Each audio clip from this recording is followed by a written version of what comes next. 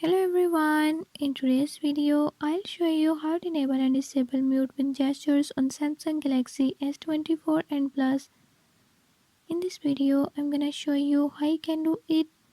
Before I start, if you are new to my channel, don't forget to subscribe and hit the bell icon. Watch complete video and learn how you can do it. Let's watch the video.